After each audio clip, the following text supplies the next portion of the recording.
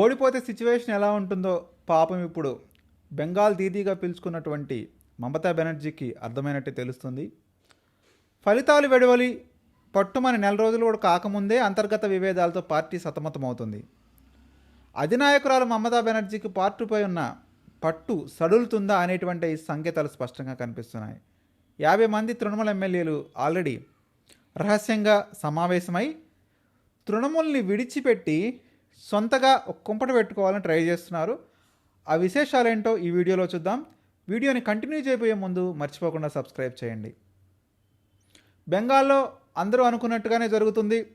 ప్రభుత్వానికి మద్దతుగా 50 మంది ఎమ్మెల్యేలు నిన్న రహస్య సమావేశం చేయడం ఒక సంచలనంగా మారిపోయింది. తృణమూల్ తరపున 80 మంది ఎమ్మెల్యేలు గెలిచారు. లోక్సభ రాజ్యసభల్లో కలిపి 40 మందికి పైగా ఎంపీలు ఉన్నారు. తొలిసారిగా మమత కోల్కతాలో బీజేపీ ప్రభుత్వానికి వ్యతిరేకంగా మంగళవారం నాడు చేపట్టినటువంటి నిరసన కార్యక్రమానికి కేవలం 6 ఎమ్మెల్యేలు 3 ఎంపీలు హాజరవటం చూస్తే సిచ్యువేషన్ ఎలా ఉందో అర్థం చేసుకోవచ్చు. మమత అధ్యక్షన రీసెంట్గా ఒక సమావేశం కూడా జరిగింది. ఆ సమావేశానికి 20 మంది ఎమ్మెల్యేలు వచ్చారు. అప్పుడు ఏం చేశారంటే ఆ సమావేశాన్ని అసలు రద్దే చేసుకుంది మమతా బెనర్జీ. ఇప్పుడు లేటెస్ట్గా అందుతున్నటువంటి అప్డేట్ ప్రకారం తృణమూల్ కాంగ్రెస్ పార్టీ ఒక చీలిక దిశగా వెళ్ళిపోతుందా అనేటువంటి అభిప్రాయాన్ని వ్యక్తం చేస్తున్నారు. అన్ఫార్చునేట్లీ ఏంటంటే మమతా బెనర్జీకి శాసనసభలో కూడా సభ్యత్వం లేదు, ఆమె ఓడిపోయారు. ఇప్పుడు తృణమూల్ శాసనసభ పక్ష నేతగా శోభన్ దేవ్ చటోపాధ్యాయని నియమించింది మమతా బెనర్జీ. అయితే ఆమె సంతకాలను ఫోర్జరీ చేశారంటూ పార్టీ ఎమ్మెల్యేలు రితబ్రత బెనర్జీ, సందీపన్ సాహా వీళ్ళిద్దరూ కూడా స్పీకర్కు ఫిర్యాదు చేయడం నిజంగా ఒక ట్విస్ట్ ఇక్కడ. ఈ పరిణామంతో రితబ్రత, సందీపన్లిద్దరినీ కూడా తృణమూల్ కాంగ్రెస్ సస్పెండ్ చేసేసింది. పార్టీలో తిరుగుబాటు వర్గానికి నాయకత్వం వహిస్తున్నదే ఈ రితబ్రత.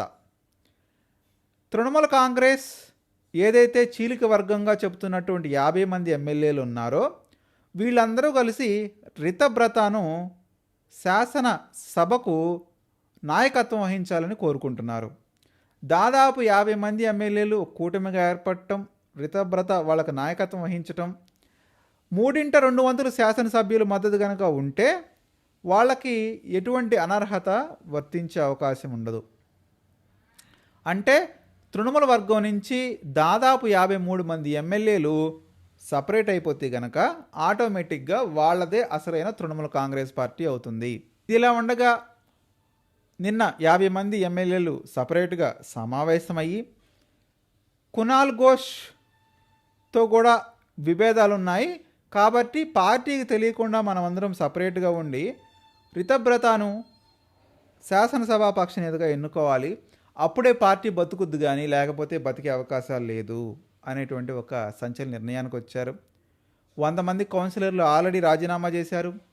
ఎంపీలు పోతున్నారు, ఎమ్మెల్యేలు పోతున్నారు. రాబోయే కాలంలో తృణమూల్ కాంగ్రెస్ 2గా చీలేటువంటి అవకాశం ఉంది. మహారాష్ట్రలో పరిస్థితులే బెంగాల్లోనూ వచ్చేలా ఉన్నాయి.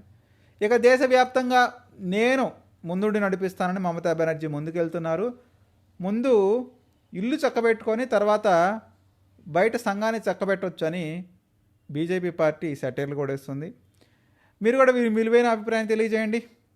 మమతా బెనర్జీ ఈ పొలిటికల్ గేమ్లో పద్మవ్యూహంలో బలి అయిపోయినట్టేనా కాదా? మరిన్ని మంచి వీడియోల కోసం చూస్తూనే ఉండండి. నేను మీ కౌండిన్య.